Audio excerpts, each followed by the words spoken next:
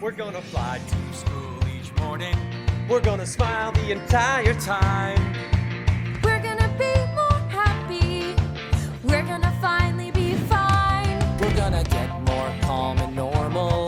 We're gonna fix our state of mind.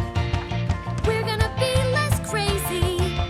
We're gonna finally be fine. We're gonna stand holding hands in a brand new land far away from the borderline. We're gonna seem like a mainstream dream And be appealing to all mankind. We're gonna have more fun and be less weird than the first 2 years combined. And we're gonna live forever. And we're gonna sleep together. And we're gonna finally be sunny and shiny. We're gonna finally be fine. Jeff. Oh, sorry. What was the question? Greetings, human beings, and welcome back to Apartment 303, a podcast for community fans. My name is Dave, and each and every month, we are here to discuss all things community with new guests and new community topics. Joining me now in Apartment 303 is our friend Dan Nye, actor, podcaster, community fan extraordinaire. Dan, welcome to the show. Thank you so much for joining us today. Hello. Thank you for having me. I'm excited to be here. You're excited. So I have a lot of community questions, and we're going to get to them as soon as possible. But, you know, our audience has not had the same chance to get to know you that I have. So before we get into all of that, let's start with the very basics. Who are you? Who is Dan Nye? Well, first off, flattered that when I get introductions like that where it's like, oh, actor and podcast host, I'm like, well, yeah, I suppose I am those things. It's one of those things like you don't think about that in a context of an everyday speech, but it's like, yeah, I guess. So I've had a podcast that I've been lucky enough to host for about 4 or 5 years now called Ramble On About Movies. We talk a lot of movie news. We've done a lot of specials. In the first year, I can say that now, in the first year of the pandemic, because now we're on to multiple years of the pandemic. In the first year of the pandemic, we had to kind of pivot because we were looking for things to talk about. We still wanted to create content, but when your podcast is mostly movie news, you kind of have to take a different look and start doing for different things. So me and my co-host, Eric, we were both huge fans of Community, and so we brought on another friend of ours, a friend named Nate. And so we did he wrote a bracket where we ranked, he had like a great algorithm where he put together all of the IMDb rankings, the Metacritic rankings, basically everything you could do to rank the show, and he averaged them out. And so we had the top 64 episodes, and we did it like a March Madness style bracket. So that's up on YouTube, and it took, I think, 3 hours in total because we did a video of it, and it was so much fun to do, but it was like trying to decide between your children with some of these episodes, and like the further along you got, because we basically discussed every episode for a few minutes before we voted. But it was so rough going through episode by episode by episode. So I guess that's one of the things that I've done in my old podcast for Community. But as far as me and how I got involved in this, I remember years and years ago, I came to Community very early on. I had a friend of mine, Alexa, who I used to play video games with. She kept sending me the tags. She kept sending me, like, she sent me the first one. I think she might have even sent me the Spanish rap. And I'm like, this is kind of weird. What's this? And then she sent me the other button where it was them making up voices where it's like, I'm Saddam Hussein. And I keep watching these tags. I'm like, what is this show? And then I go back and actually start watching it for the beginning. And I'm like, oh my God, this is exactly for me. Other quick things about me. I had a double major with theater and film studies from Ohio State University. I'm out in LA, been doing acting work out here as well. So I think that's a pretty good nutshell, because we've talked about it before and we're going to go all over the place, but that's a little bit of how I came here and how I came to this fan. And thank a huge shout out to Matt from Communities for putting us together and being like, hey, I think Dan could come on and, help you out on this podcast. So I'm really excited to be here and talking about this today. Yes, we have officially referred to Matt on this podcast more than once as the godfather of the community, I buy it. which we are so fond of calling the group of people, on the internet and Twitter specifically, who continue to celebrate this show, even in the year of our Lord 2022. So, yes, huge shout out to Matt. We actually had him on a couple episodes ago to help me wrap up my Dinning and Halloweening episode. And then he was also on during our hashtag 6 Seasons in a Bracket, which when he first connected us, I had not made this connection in my brain yet. Not to you, but to the bracket thing specifically. Our listeners will know that last February, we went all in on a bracket concept for ranking all of the episodes of Community. I will say here publicly, and I will admit that while I did do my research going into this project, I was not aware of the previous work you had done on the subject. Oh. So let me start here by first apologizing to you. None necessary. None necessary. Now that we're here, I'm so glad that we've joined forces, right? Exactly. So we went through this entire thing where, we did all the episodes and all the brackets. And it's hilarious that you chose the words you did because one of our favorite guests, actually the first guest to appear on our show for a second time, was Jen from the Community Rewatch podcast. And our favorite soundbite, well, she did an impromptu TED Talk on our podcast, but our real favorite, short soundbite from her was her saying, and this was during the discussion on the season 2 bracket specifically, she said, choosing the winner of this matchup was like choosing between my children. Yep.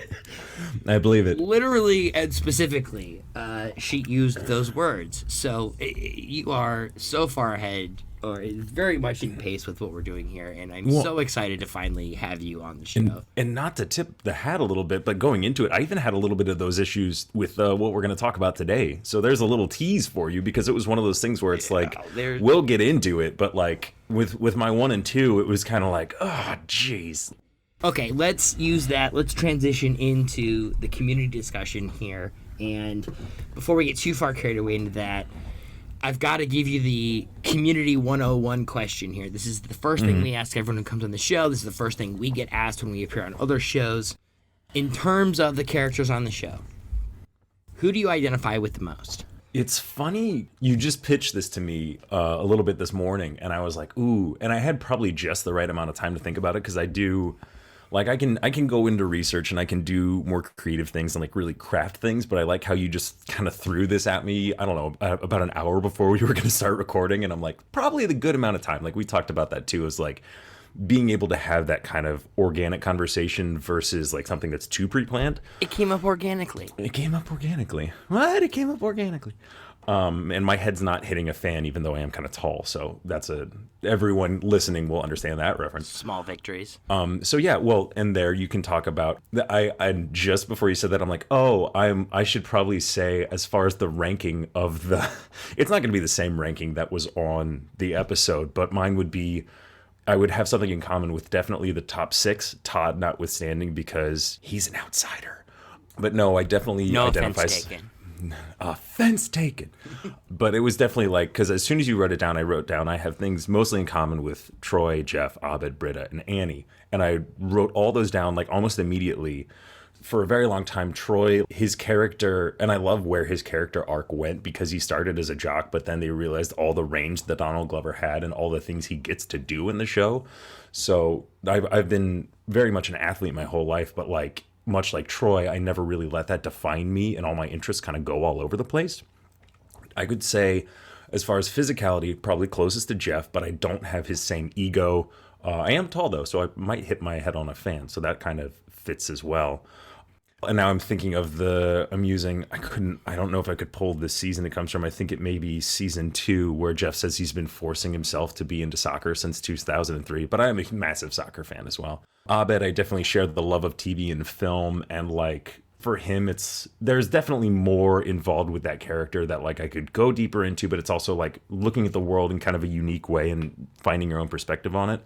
Britta, I was going to say, I like, for her, she's such good intentions, but also can kind of put her foot in her mouth sometimes. That doesn't really apply to like the podcast world. It's just like how I identify with that character. And Annie I'm definitely not as much of a go-getter as she is, but there are many, many times where you can tell Annie's just excited to be there and excited to be part of the group. Or you could also say that with the Dean as well, but the Dean has so much other stuff going on. So that's why I said Annie instead. So it was really just pulling from those 5 people. And I obviously if I took more time, I would probably find more things to identify with all of them. Maybe not Chang, but outside of that, definitely at least a little bit of everybody.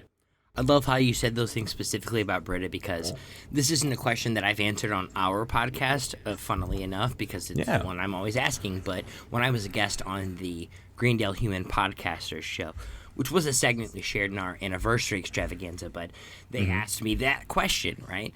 And I basically answered, well, truthfully, but with the same dichotomy that you just framed Britta in, which was, I am Britta to the fullest. I'm Britta the dude, right?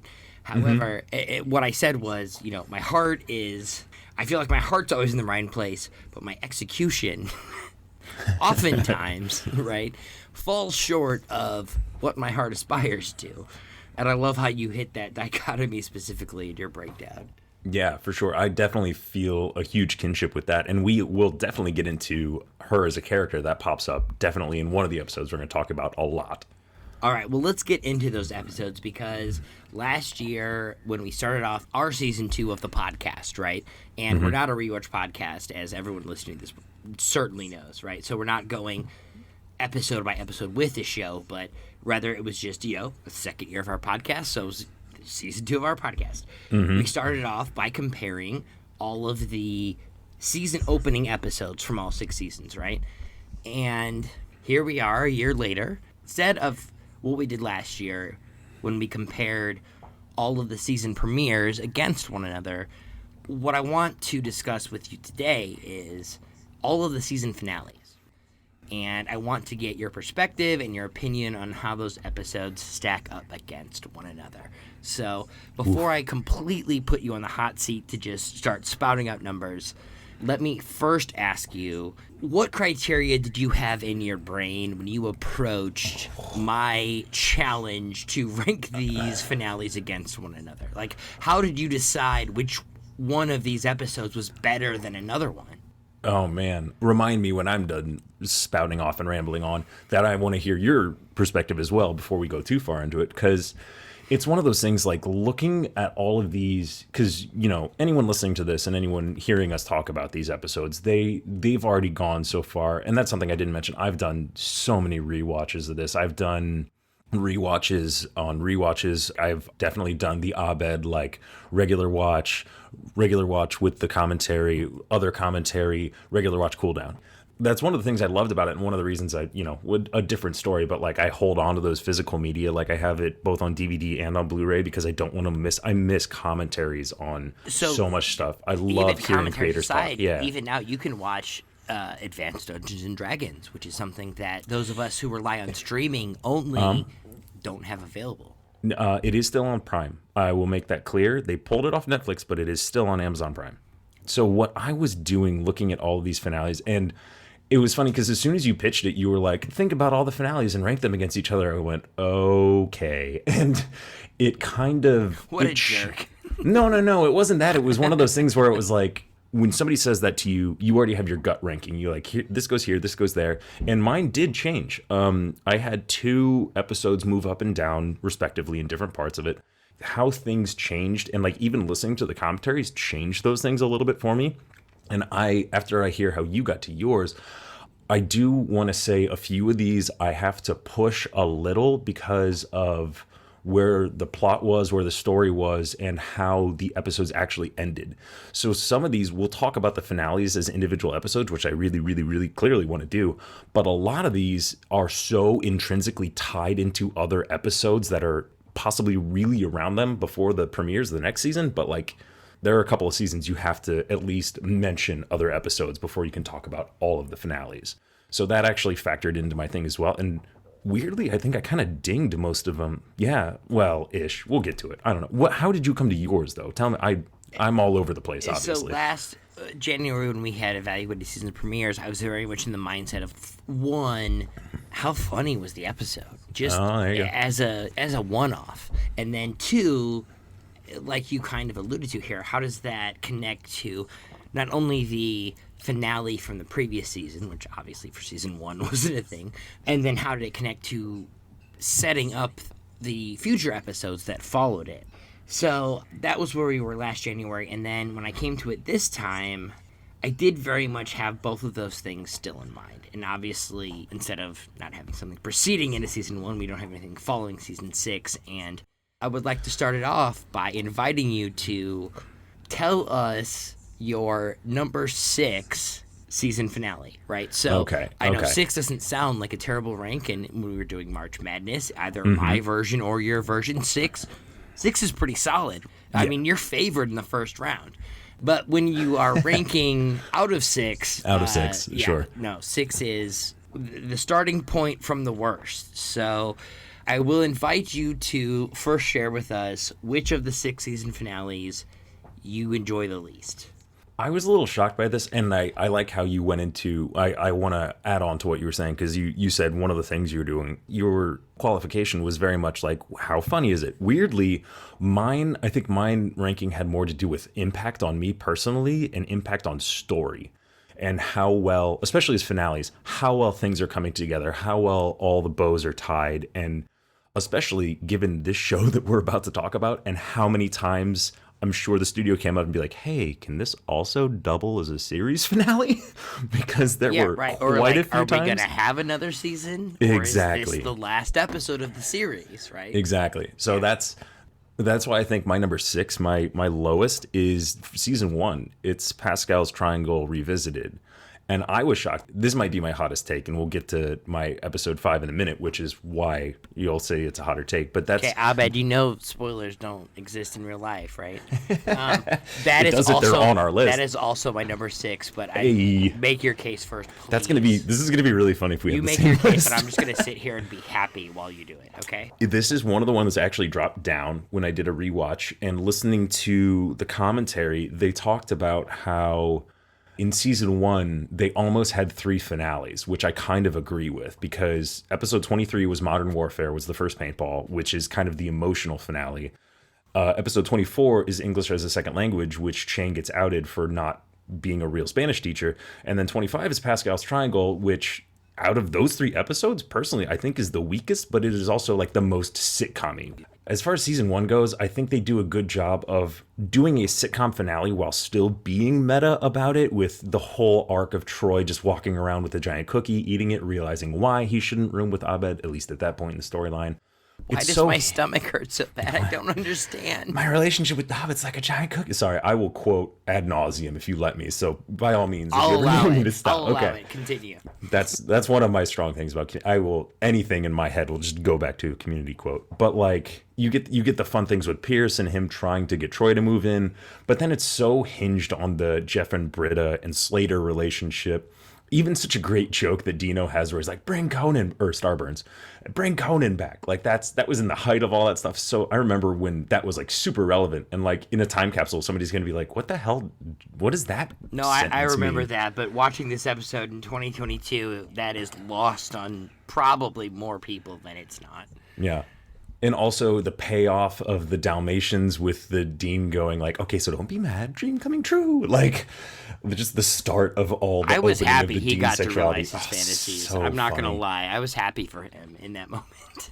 John Oliver just chewing on all the scenery and knocking over like massive cookie like trays with cookies. So funny. His keys being in the taco meat. Like there's so many good like jokes, but I also think because it comes off as such a formulaic finale, and then you get the cliffhanger of Jeff making out with Annie, like it seems a little bit more, this finale seems more forced than most of the other ones. Well, and obviously we'll get into other ones that I feel like were a little forced as well. But this one seems just so much, it seems very formulaic as far as the show goes. And for a show that in the first season is probably the most sitcom-y, and then once you get to 2, just all bets are off.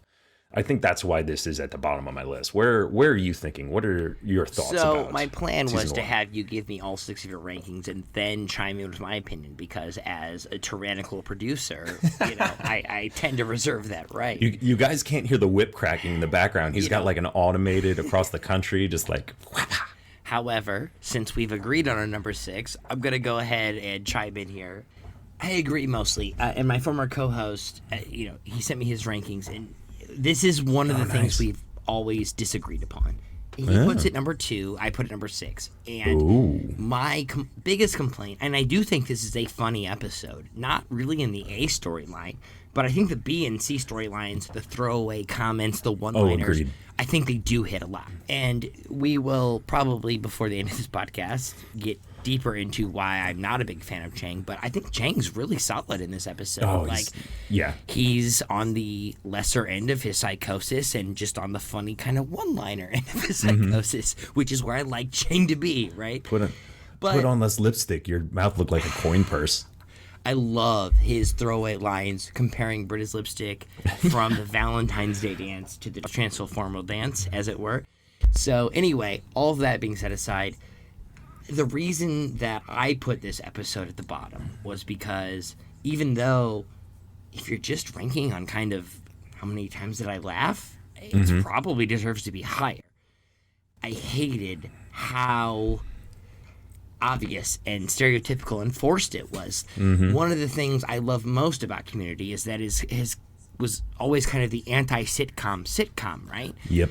And it tried to defy the classical tropes in a way that was not just anti, but also clever.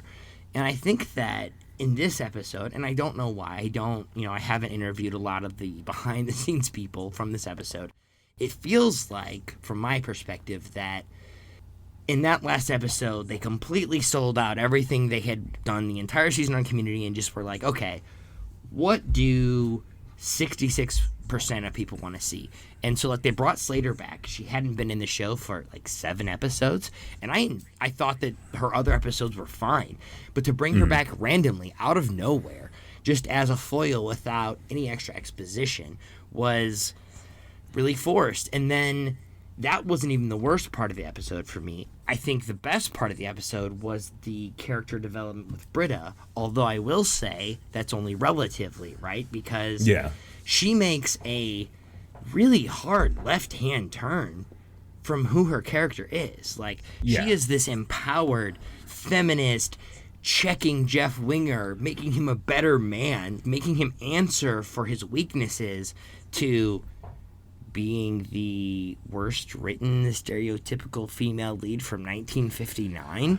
And maybe that was part of the meta humor, right? But it didn't hit for me.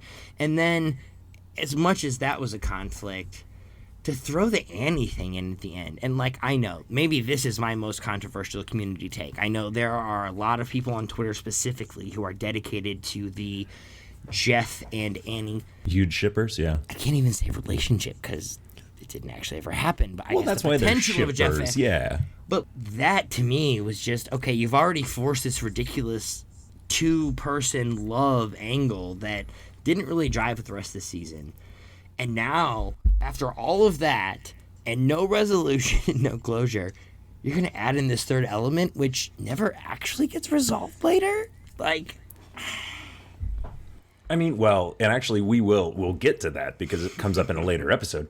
But I definitely agree with you, and I think that's why it feels almost tacked on. Like, if you would have stopped after Modern Warfare or after English as a second language, where Modern Warfare being the emotional climax, like I said a second ago, the emotional climax of the season, or English as a second language, where Chang basically falls from grace and then you realize how crazy he is. There are so many other places you could have cut there, and I think they tried to do the best they could while making a stereotypical sitcom finale their own. I understand with what you're saying as far as, like, where are they taking Britta as a character, which they kind of retcon in season 2, episode 1, where she's, like, already been there and, like, nobody had heard from her, and she was like, oh, I just got into this. I'd say it's not like, even just her. Slater never comes back. but I think it's more interesting as well because you get, and had I thought about this earlier, it might have gone up in my estimation, but I'll keep it as 6 out of 6 because episode 1 of season 2 pays off so hard because of that. Like, that's when they clearly got their mojo back, and they're like, yeah, that might have been stereotypical sitcom, but the whole fake wedding part of the premiere of season 2 is just so pitch perfect, and everyone learns everything that happened, and everyone's just screaming at each other. Like, it makes that finale better with the premiere of season 2, in my opinion. I agree that Anthropology 101 retrospectively makes me feel better about Pascal's Triangle, because it does hit all the right notes, yet they only really carry forward one of the storylines there, and it's the Britta one. So Slater's gone forever, and there's like one joke where Annie's like, hey, but we kissed. But really, that's not a part of the episode. No, it's definitely a theme throughout the episode because she definitely does the thing where, because they're doing it more very much from Jeff's point of view, where she's like, and just so you know, technically we I don't didn't like kiss, that we either. Frenched. Yeah, exactly. Like According that's to why National Review. exactly according to National Review. That's one of my best Annie throwaway lines. of all Yeah. time. Oh, and then I think they said it was the improvise her look back and the little skip where she walks away. I don't like where that's going either. And then you get the whole Troy and like the Troy and Pierce thing. And like, so they do carry a few things over. It's definitely like tying up the loose ends of, but I think that's where the show really shines, is shining a light on all of these tropes that we're so used to. And so like you're saying, it's just kind of weird seeing them so front and center at the end of the first season, but then by the time you get to season 2, and already they don't know if there's going to be a season 3, so they're like, fuck it, we're going to throw everything at the wall and just see what happens.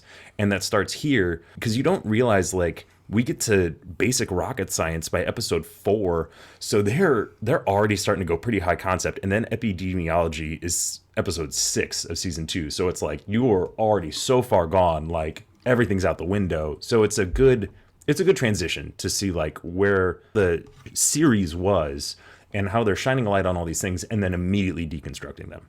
Yeah, I definitely agree that Anthropology 101 makes me feel a lot better about Pascal's Triangle. In fact, a year ago when we did our episode ranking the season premieres, Adam and I both chose Anthropology 101 as our number 1 out of all 6 of the season premieres, which we don't need to get into now. If you want to know more about that, you can listen to last January's episode. Check out the old one. Exactly. But real quick, before we get too far, let's have a very quick moment of silence and pour one out for Betty White. Speaking of. Oh, man. I know That's- all the people that listen to the show on Twitter, we've already connected, but Mm-hmm. what a blow to the end of 2021. Like, we were so close. And I know. It just... I loved her work, but more so Mm-hmm. than even her specific work, she had just become a symbol of hope in our society, which a is force, yeah. Look, I don't want to make this a political podcast, but like I think most people would agree that despair and hope, that ratio has changed dramatically over the last 4 to 6 years, or Sure, yeah. 1 to 2 years, depending on whatever. But, I feel like Betty White was one of the last things that we could really all agree on. And maybe Yes. I'm off Oh, base for sure. there, but man, a lot of people suffered collectively as a result of that. And we have paid our tributes. And yeah, Anthropology 101 obviously was where she made her mark on the show community, but her work outside of that, and even just as a general cultural icon, I think that's going to be felt for a long time. She will sorely be missed. We will always speak very highly of Professor June Bauer, Betty White's character for Community that, was just so many laughs in just Yeah. one tiny episode. And this is not why we will fail. So we will honor Exactly. her. We will honor her Exactly. memory. But I think that episode specifically really it does make me look more fondly upon the end of season 1. But if I'm looking at these episodes, even taking that into part of the consideration, it's still my 6. So Yeah. I think we flushed that out. Where Gotcha. do you land with number 5? So number 5, I would say this is probably my hottest take as far as that being that I put the season 4 finale not at the bottom. I chose not the gas leak year to be at number 5 for a few different reasons. Like it was a Megan Gans written vehicle, so she stuck around, which was, thankful to her. I'm a little sad that we only got Joe Latruglio in the Gas Leak episode, in the Gas Leak season, because I feel like he's such a great partner to Jeff, and I just love Joe Latruglio. So I was a little sad to see he was only in that. But one of the reasons it's a little bit lower for me is because I like what they did. Obviously, you're going without Dan Harmon into this, and when you're trying to do, like, we'll get to the finale of season 2 later on, where you have both the paintball episodes, and those were basically like, oh yeah, watch this, and then they try to do it one more time, and they go even, you already take a high concept idea with paintball, and you're going even higher concept, and you're trying to tie it into the Darkest Timeline, which is you're juggling a lot of balls there. And the reason I ding this is because I like the ideas and I like how they're executed, but one of my favorite things about the show in general was they almost always found a way to make whatever crazy, ludicrous, high concept thing they're doing, whether it's the Dreamatorium or whether it's digital estate financial planet, not financial, I'm butchering that episode, like the 8-bit episode, essentially. They always found ways to ground it in reality. And I think that's one of the reasons I don't like this finale as much, is because it is pure fantasy. There's a solid, I don't know, I want to say 12 minutes, more than half of the episode is a fantasy. And that's one thing I loved about the show in general, is that no matter how fantastical the characters or the plot became, there was always some rational explanation for it. And that's, obviously why a character like Abed works so well. And they even double down on it, and they go like triple meta when Abed is explaining to Jeff how it's a fantasy in his own head. It gets so layered at this point. Like, I like it a lot, but it's one of those things, I think their ambition was so high with it. It was one of those things that, like, that's where the weight of the show could have collapsed on itself, if that makes sense. It does make sense, and I don't have it in my number 5. I have it in my number 4, but Gotcha. One of the good things I will say about this episode is that something you touched on actually while we were discussing our number 6 in a positive light, which was this episode felt like they were trying to wrap up the series again. And I felt like they really committed that in season 3 also, and again in season 4. And Yep. for all of the bad things that I can and will in a few minutes say about this episode, one of the things I did appreciate about it was the fact that they didn't know if it was going to be their last episode or not, and they tried to pay some service to that just in case. Yeah, I definitely agree with that. It's one of those things as well where I like that they have it almost that they show when they're showing the graduation ceremony, and then on the other side they have like Vicky and Todd, and like you see what the other study group could be like, and I was like, oh, that looks like a fun show you could watch as well, because they have like there's such good B characters in Community, B and C characters really, that are like almost throwaway jokes, but like they could have their own series as well. But yeah, definitely, like you said as well, they are trying to tie together so much stuff, and they're trying to have Jeff graduate, and they're trying to have Pierce graduate, and they're trying to do paintball again, and they're trying to throw in the evil time or the darkest timeline as well. And there's so much going on in this finale. The Darkest Timeline is a great joke. It's a great meme. It is a phrase that you can say that anyone who's ever loved the show can instantly connect with. But I love how they wrap that up there. I really struggle with the end of season 3 and a lot of season 4. I think a lot of people struggle with season 4.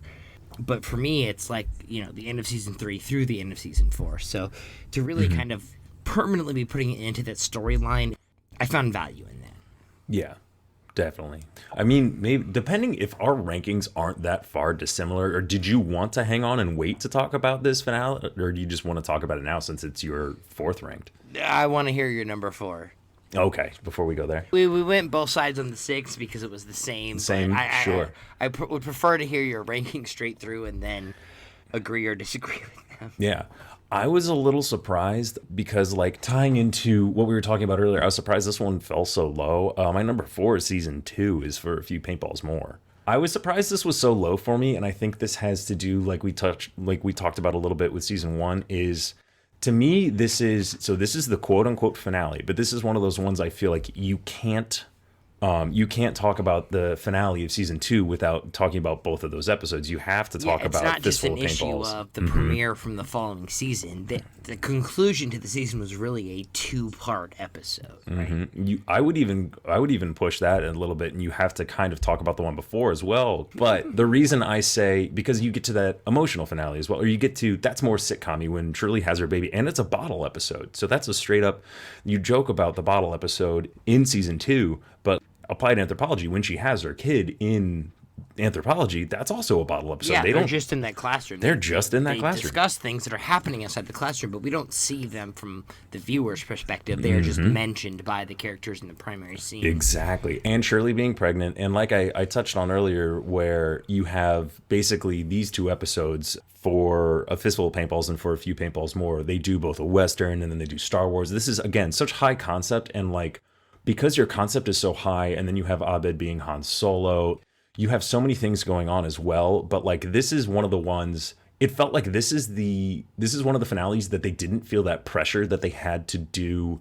the series finale as well. And I think I tend to lean a little bit more towards the series finales, obviously season 4 notwithstanding.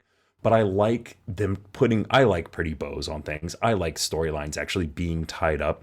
And for a few paintballs more, the only reason I kind of ding it, one of the best parts about this episode is the Pierce monologue. At the end of this episode, that's perfect. And It might be his best moment in the show. Oh, to be agreed. honest.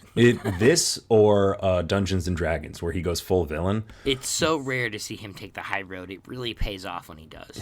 Exactly. That's one of my strong beliefs about the show is the first 3 seasons, if you didn't have Pierce as a character, they would not work. Like, period. You need his through line of... You need a villain and all the other stuff he brings.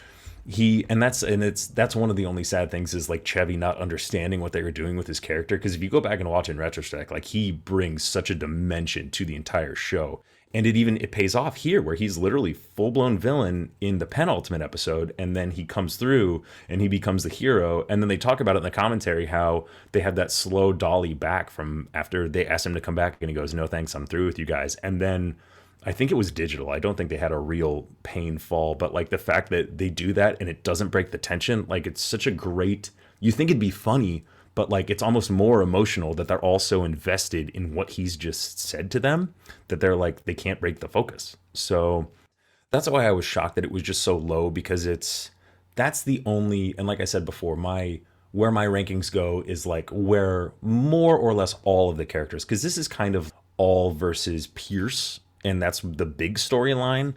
And so obviously we talked about that before, and then you get the great musical introduction into season 3. But that's a lot of where my headspace goes when talking about finales of seasons. I think that's one of the reasons why it's on the bottom half of the list for me. What's your 4? I mean, I have some good things to say about that episode. Oh, but sure, I go for agree it. with your take that this was one for me that they felt like they might get another season. It didn't seem like... It felt like a season finale. It didn't feel like they were hedging against a series finale when I watched this episode. You know, when I first rewatched it, my first thought was, man, I love paintballs. Paintball is such an important and iconic part of being a fan of Community, right? Because the first time they did that, it hit us all in a way we weren't prepared for. Yes. But by the season 2 finale, this is our 3rd paintball episode in like a year. In barely And over a so season. Yeah. It was so good, but it just, to me, it felt played at that point. And even feeling that going into it, I love this episode. I have it as my number 2, actually. Ooh. What was your number 3? Is that where we're My at? number 3. Yeah, we're going through all mine first. My number 3 is Basic Sandwich.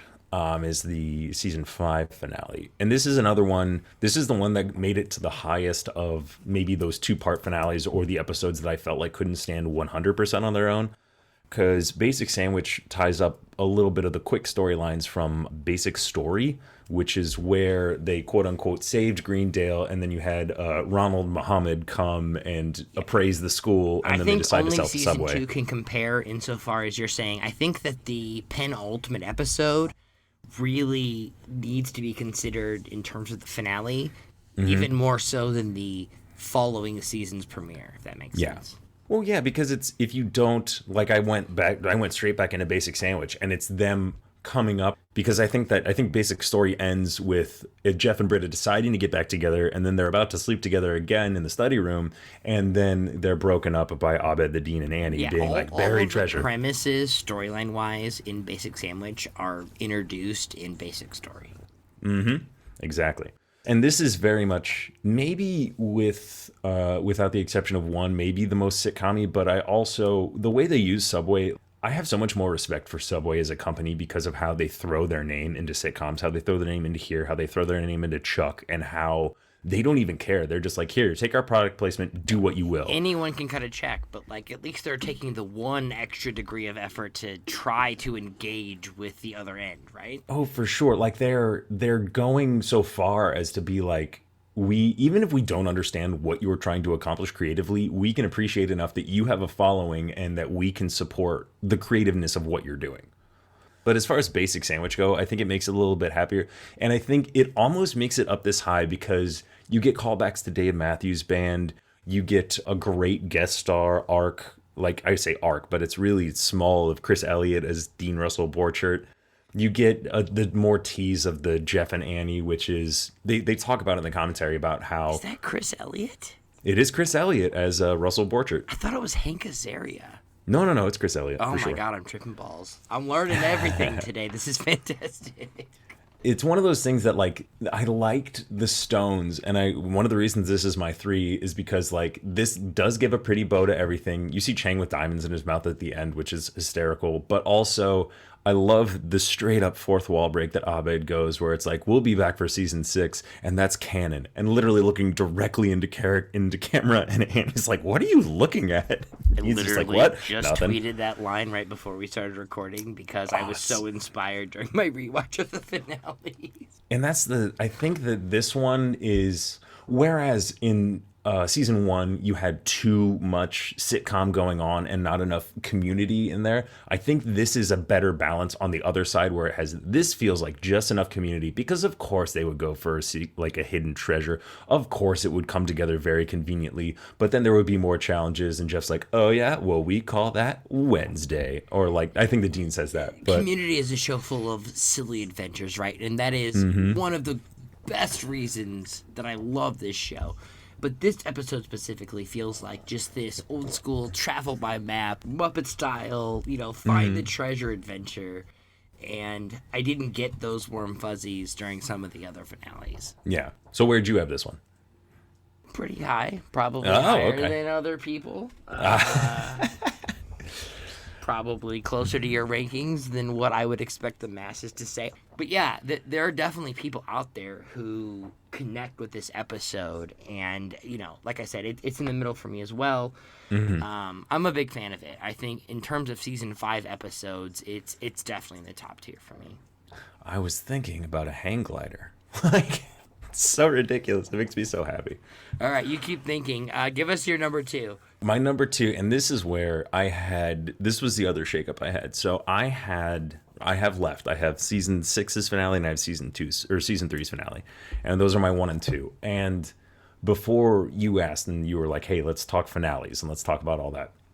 For years and years and years and years, season 3 was always my number 1. But I did finally have to acquiesce, and season 3 Introduction to Finality is my number 2, and then season 6 Emotional Consequences is my number 1. And I figure I'll reveal them like that, but now we'll go back and we'll talk 2 first, and then we'll talk 1, because those 2 are so neck and neck for me. Because I remember, and I think nostalgia definitely has a huge factor into this, because I remember when season 3 came out. I remember when we didn't know if we were getting a 4, and then 4's announced, but Dan Harmon's not back, and that's a huge thing. And like, for so many years, 3 just hit absolutely everything right. Like, you had a perfect balance of Abed taking over from the darkest timeline, of Shirley being put against Pierce. You bring back Rob Corddry.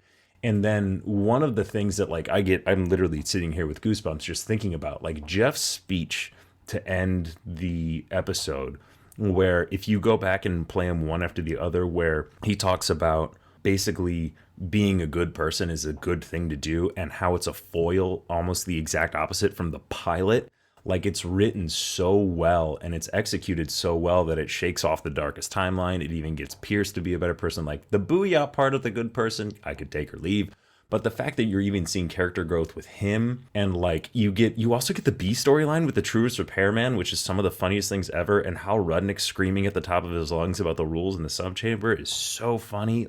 They pack so much into season 3's finale that like all of it pays off. It's kind of astounding how much they do successfully. And for season 3, like the fact that every single thing, and there's almost nothing in that finale that I could ever critique, or like, that was, if they had ended, like we talked about a couple of these episodes before, hey, could this also be a series finale? Had it ended at season 3, I probably would have been heartbroken, but I would have been okay with it. But in all the right ways, right? Exactly. So I think season 3 is, so it's not the first time that this composition appears, but Troy specifically says in the finale, Greendale's where I belong, right? And then they kick in the Goranson track, Greendale is where I belong. And it's like, yes, that was the first time.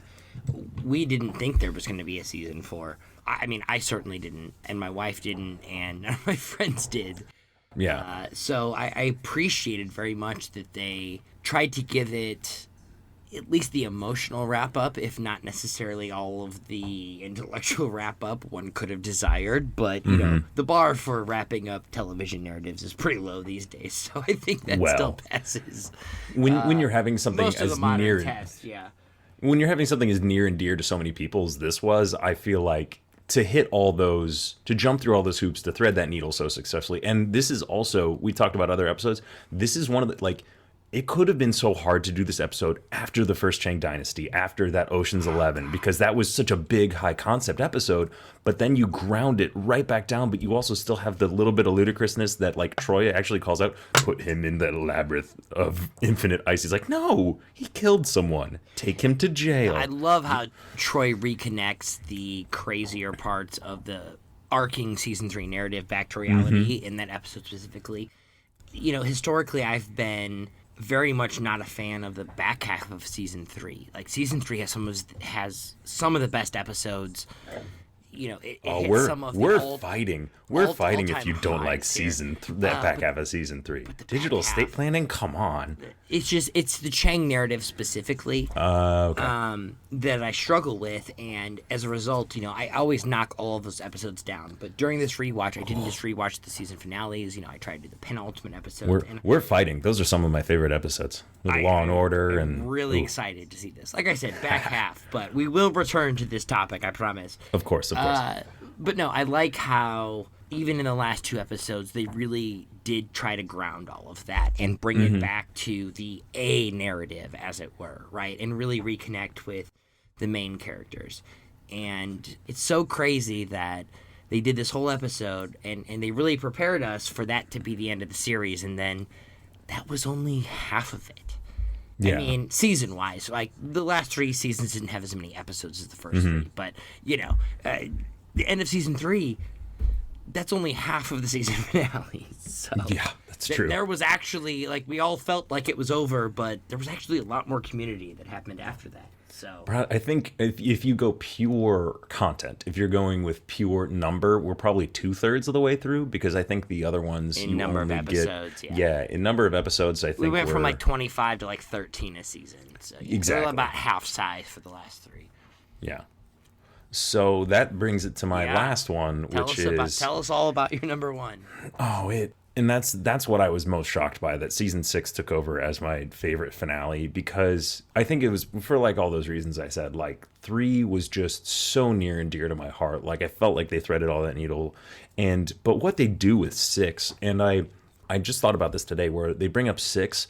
But it's interesting that 6 has a strong mirror of the Halloween in season 3, where they're all telling their own spooky stories, but they brought it back for the finale Yes, of this. it is a callback to They're all doing their pitches, and the fact that, like, you get multiple pitches from some characters, most notably Jeff, but it's like, in order to land a plane that has flown all over the place and to bring this all the way down, I don't know if I'd have to like actually do research. It may be the longest episode of Community. I think it's pushing 27 minutes is what it says here. It might be longer. You get 2 F-bombs, one from Britta and one from the Dean, which is very meta in There's both one of from their uses. Frankie too. Oh, what does And that's Frankie my say? favorite one. I can't remember what Frankie says, how she drops her We'll F-bomb. get here. I wrote it down. Continue, please. Okay. But they bring a lot of, they do some cameos. They bring a lot of people back. You have Seth Green in this episode for Scrunch, who's the tech billionaire who owns Community, Seth which is Green like, is he's grown on me over the years. Last February we had Darcy and Solomon on, the actor who plays Dave in seasons nice. 5 and 6, and he actually gave us the backstory on this podcast about how Seth Green got involved in the finale, which was basically just was friends with Joel and showed up, and they kept doing rewrites. But the quote from Frankie, before I get too far derailed, at the end, she says it to Abed. She says, "Isn't the shape of your brain kind of fucked up?" no, that was the Dean. That's the Dean. It's not Frankie. I swear to you. It's Okay, the all right. Dean. And it's very early on in the episode. Well, it is a great line, Yes. nevertheless. Because it's in your brain. I was watching up. Netflix, and like that's what I hurt my brain. I'm like, they didn't say that on Community. I have to rewind. They did. And then They did because say that on Community. because it was the Yahoo season, so this was on Yahoo screen, so they could get away with whatever they wanted to. Oh, that's fantastic. And then the Britta drops it where she has that her idealized version, and they all have like, for some reason they all have phones around them, and they're talking about how they're their own state nation, but because they're off the coast on like an oil tanker, and this means fucking war. And then she hangs up the phone. So that's her ultimate ideal as far as like being a pure activist. And also, I made notes about this one because there's so much going on in this episode with basically them doing all the pitching. And then I think one of the things that really bumps this up high for me is if you can land a concept of being self-aware in the story, but also making it make sense. That Community board game, as far as Wayne Fetterman being the dad and how it's written and how it's like the characters are aware of it, and then Dan Harmon's voiceover as far as being the narrator, and that's the perfect way to end this whole show, because there's a button on the end of season 3 after Jeff's speech and after they kind of do a little bit of foreshadowing in what could happen in season 4, but then they just go into like Leonard's reviews of potato chips, and it's like it's fine, it's a good button. But this button, that if you want to show somebody, like I have a good buddy of mine who's also a stand-up and is actually friends with Wayne Fetterman, like they're personally friends, and I texted him before, I'm like, he makes one of the best jokes in Community because it's so devastating and it's written and executed so well, where he's just like, you stupid child. Like, it's so dry, but it's so funny and it's so like, I love everything about that button. It makes me so happy. And then obviously all the pitches, how Chang doesn't know what he's doing. You get a good Justin Roiland as Ice Cube head, where this is the beginning of Rick and Morty and you can hear his voice clear as day. And I like how they have the what could be the next study group where Jeff's the only one there, and Todd has such a dark joke where he talks about shoving a human head through a 6-inch drain pipe. He said it at Dave, actually, at Darkhead Solomon. We've delved into that specifically on the show. Again, such a dark joke that they play so straight. It's so funny the way they do it. Todd. Oh, yeah, and like, because they just double down on his weirdness. Oh, like it does such a good, and I'll have to touch on it because you brought it up earlier. I think it was a good way, and this is one of the first times I really let that Jeff and Annie storyline like go through, and because they're like, go to your child area, like, and they even play it from all sides, where she's like, in the fantasies, she's like, is this what you want? And he goes, yes, because Eve doesn't even know. And yeah, so we it's believe like, him for sure. Yeah, because so much of it is from Jeff's point of view, especially in a lot of these finales. But then it gets to them showing that they don't know what they want. And then when you get to actual Annie, how she's so matured, she's like, I'm in my 20s. It'll mean something to both of them, but it's also a great connection, chemistry, but not necessarily like super sexualized or romantic kiss. So it is a good emotional climax for those two arcs and those two characters, while also not being like, it's satisfactory, but not being like, oh, clearly they're going to get married and have kids. You know what I mean? Yeah, I agree. Jeff's connection with Annie in the final episode of the series seems a lot more genuine. Their connection at the end of Pascal's Triangle in season 1 doesn't. It seems forced. It seems unnecessary. It seems like, why did they write this in? But at the end of season 6, it feels a lot more like we've been through shit together, and like I just love you hard, like whatever the future brings. You know, it's not like necessarily an intimate, like you were saying, sexual kind of, indicating future romantic things. It's just a really genuine connection, and I really like that. For sure. There's also the joke. There's a couple of references where it's like, what show ever peaked after season 6?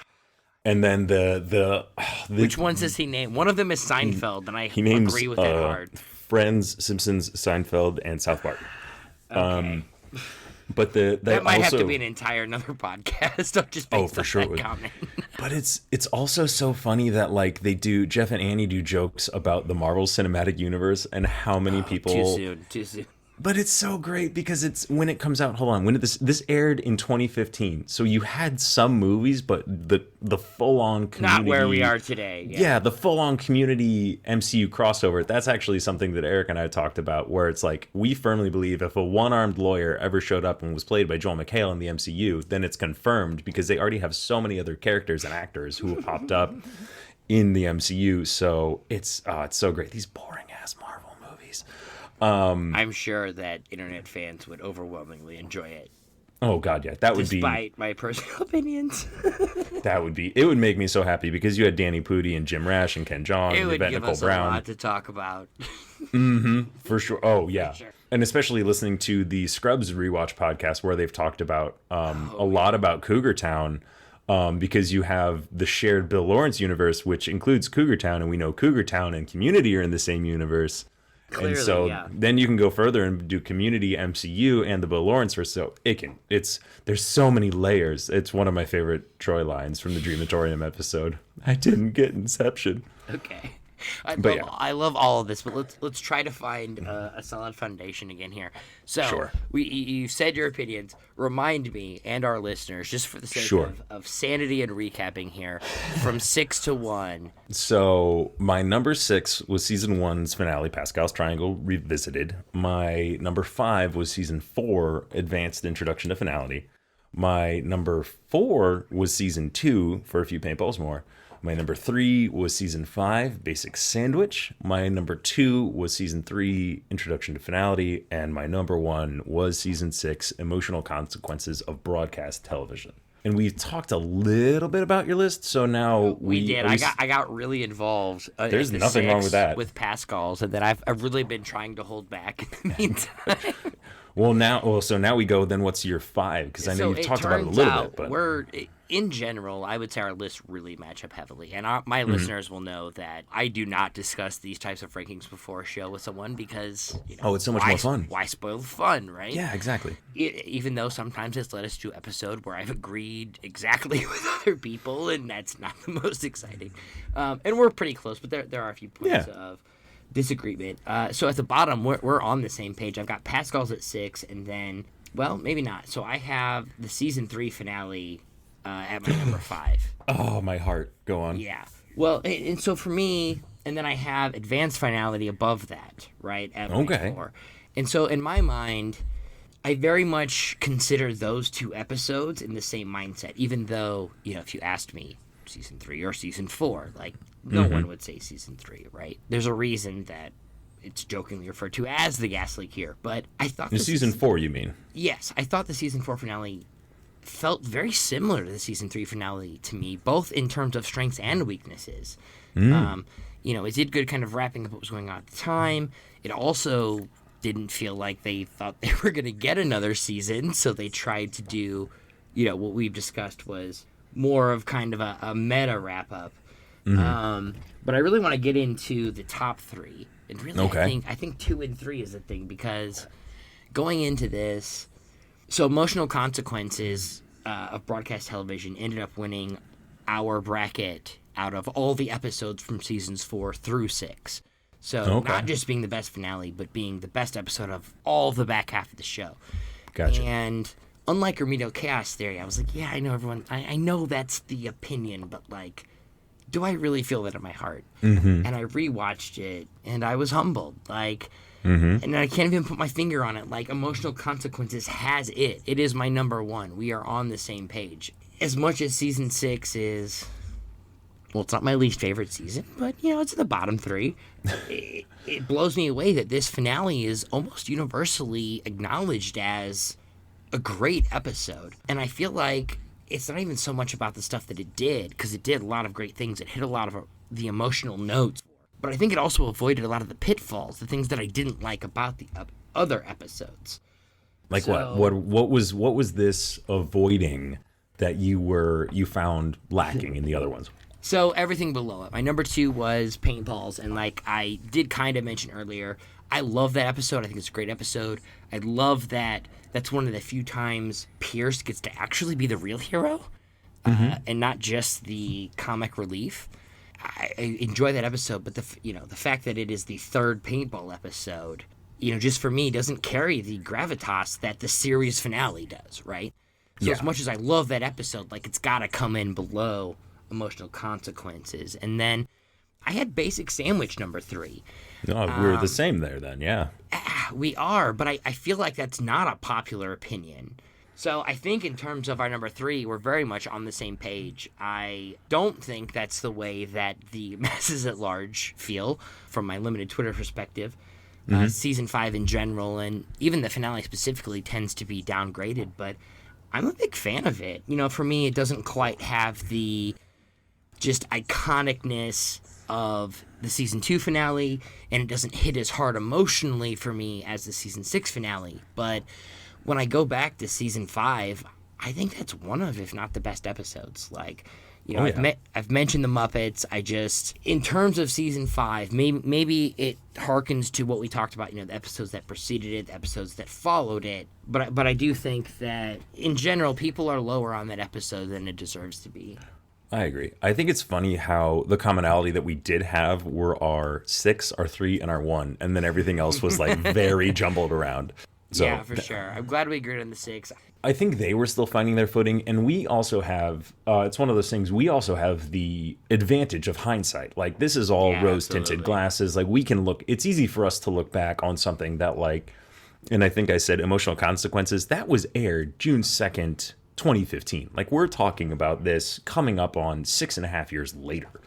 So we got to go through, and you and I, and I'm sure lots of people who are listening, we've gone and absorbed these so many times, and they're gonna change and they're gonna be fluid. And I think that's one of the reasons why we got to Emotional Consequences, because it's one of those things. And no matter how many times I rewatch episodes, or I rewatch seasons, or I go through the whole series, I'm still discovering more. I'm still finding out more. The episodes that hit me when they first aired are not hitting me the same as they are 10 years later for a lot of these. So even in season 1, like season 1, you can tell they're still finding their footing. But then, like I said, once you get to 2, they're off to the races.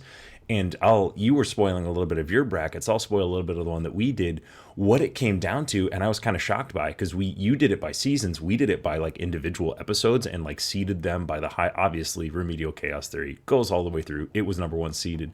But what I was happy about that made it all the way to the finals was Epidemiology, was the zombie episode, because that's one of those ones where it's like, it seems crazy high concept, and then when you look at the list, that is like episode, I have it right here, I can pull it up real 7, quick. I think. It's yeah. it was aired episode 6. So Okay. that's episode 6 into season 2. How high, like Rocket Science gets close to there, where they get stuck in the KFC, which is close to it. And then Messianic Myths with Abed being Jesus is also kind of close. But once you get to Epidemiology and like, Well, it's so Epidemiology out there. isn't just a great episode in and of itself. Like, it really set the stage that allowed them to do other cool shit going forward, yeah. right?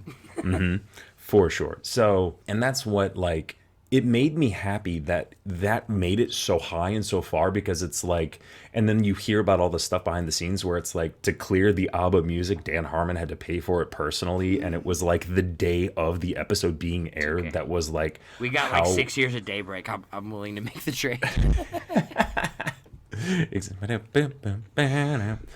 So we are so lucky to be able to look back on these, and that's why I think it's great, because like, if we went through and we did that whole bracket again, I don't know if my votes would be the same as they were even 2 years ago, because there are episodes like, and I'll go into it, and I know I'm kind of doing a bit of a wrap up, and I know we'll get to that eventually, but like, We're all about some- winger speeches here, man. Go Oh ahead. my god, I can do those for days, especially about this particular subject. Like, literally, when you talk about how hard some of these episodes hit emotionally, when you get to Hot Lava, to this day, like, it didn't hit me at first, but like, the more I watched that episode, when Abed, like, I will do my best not to get emotional while we're recording, but what Danny Pudi is doing, where he's confessing to Troy, where he's like, it's not like, this is real life to me. Like, I'm seeing real lava, and I don't think it goes away unless you're not leaving. And it is heartbreaking, like what they're able to do with 22 minutes, however many times, like about 150 times through the first 3 seasons, like what they're able to accomplish and get the dimensions and the layers. And Danny Pudi was fucking robbed. He should have had an Emmy, at least one, or at least a nomination. So frustrating. But like, I literally, I will cry. I'm pretty sure every time I watch Hot Lava, I cry at that episode, because he's so good, and there's so heartbreaking watching Troy and Abed being broken up. And so I feel lucky to be able to sit here and talk about it with you. I'm very happy. And then all of it's fluid. And like I said, we love these like our children. So it's like, maybe, Timmy can go over here. Yeah. Yeah, I agree that, the lava episode, and even the one that preceded it, the one they did the table read about, like, those almost feel like season finales to me. They really just do. in their emotion, like how hard they hit emotionally. in how they try. I mean, obviously they're writing people off the show, so they need to wrap things up from a storyline perspective. But Yeah. I'm really glad you brought that episode up. Dan, I am so glad that you had the time to join us here today. I know that Oh my God. we So could- much fun. We could debate these episodes against one another for many, many years, and we probably will. Yes. But I really appreciate you coming on to share your opinion and hash this all out with me. And hopefully we will talk to you again very soon. Oh my gosh. Yeah. So much fun. I had a blast. All right. That does it for this episode of Apartment 303. As always, you can find Apartment 303 on Apple, Spotify, YouTube, or wherever you get your podcasts. For Dan, this is Dave signing off. We will see you next month in the next episode of Apartment 303.